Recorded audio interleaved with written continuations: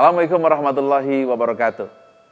Saya akan sampaikan sedikit kisah Nabi Ibrahim dan Nabi Ismail alaihissalam.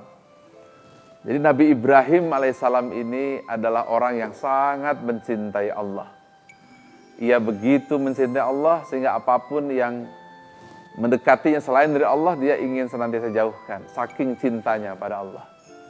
Hingga dia punya ratusan ekor domba atau kambing disembelih olehnya. Begitu juga hewan-hewan lainnya disembelih olehnya. Apapun yang mendekat, yang membuat dirinya lebih membuat cinta kepada yang lain disembelih olehnya. Hingga ia sempat berucap, kalau seandainya nanti saya punya anak, saya pun akan sembelih anak saya. Rupanya setelah sekian lama Nabi Ibrahim tidak punya anak, akhirnya memohon dan berdoa, dan Allah berikan ia seorang anak yang kelak akan diberi nama Ismail alaihissalam. Lalu ia bermimpi diperintah oleh Allah untuk menyembelih putranya ini, Ismail alaihissalam. Saya ceritakan ini supaya faham bahwa ini adalah fenomena atau cara Allah mendidik manusia untuk senantiasa mencintai Allah di atas segala-galanya. Tentu saja ketika mimpi ini terjadi, pertanyaan-pertanyaan itu sempat lahir. Awalnya ia sedikit ragu.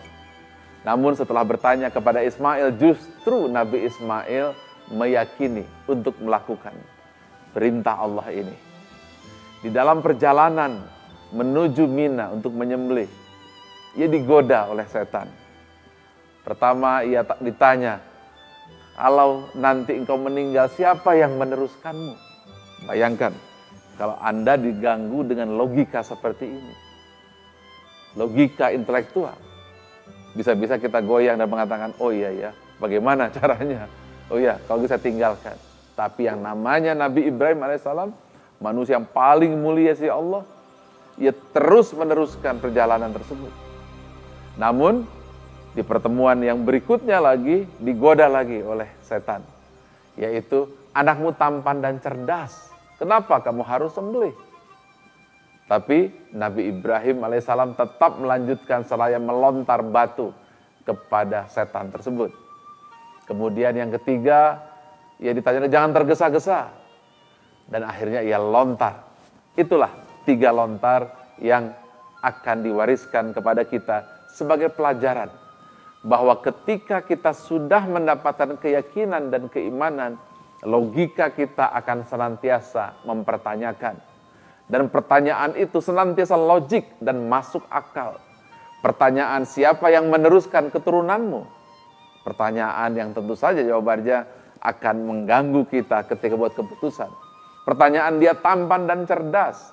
Atau janganlah dulu terburu-buru, janganlah tergesa-gesa. Tapi mengapa Nabi Ibrahim mampu melewatinya? Kira-kira apa? Mengapa ia mampu? Jawabannya mundur ke belakang karena sebelumnya sudah ada padang Arafah.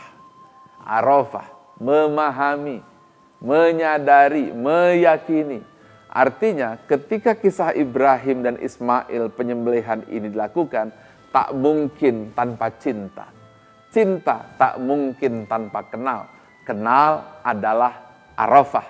Kenal adalah tahu. Arafah adalah cinta. Karena itu di situ juga digambarkan dengan fenomena cinta. Tapi banyak yang menceritakan tentang cinta Adam dan Hawa. Padahal itu cinta Allah subhanahu wa ta'ala yang lebih utama. Dengan kenal dan cinta, maka dia menjadi modal dasar untuk langkah berikutnya, yaitu mampu melawan logika-logika yang senantiasa dibenarkan, yang senantiasa masuk akal, tetapi dengan keyakinan bahwa fenomena untuk menyembelih Ismail tersebut akan terjadi pada kita. Coba, berapa banyak di antara kita yang tak mampu menyembelih Ismail kita?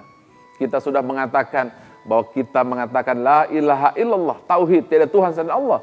Tapi ketika harta datang, lalu mulai bertanya, bagaimana dengan nasib keturunan saya? Maka harta itu diambil dan jadilah ia korupsi. Lalu bertanya lagi, lihat betapa cantik dan tampannya. Maka yang terjadi adalah ia melakukan sesuatu yang sesungguhnya tidak perlu dilakukan. Begitu pula jangan tergesa, nanti dululah.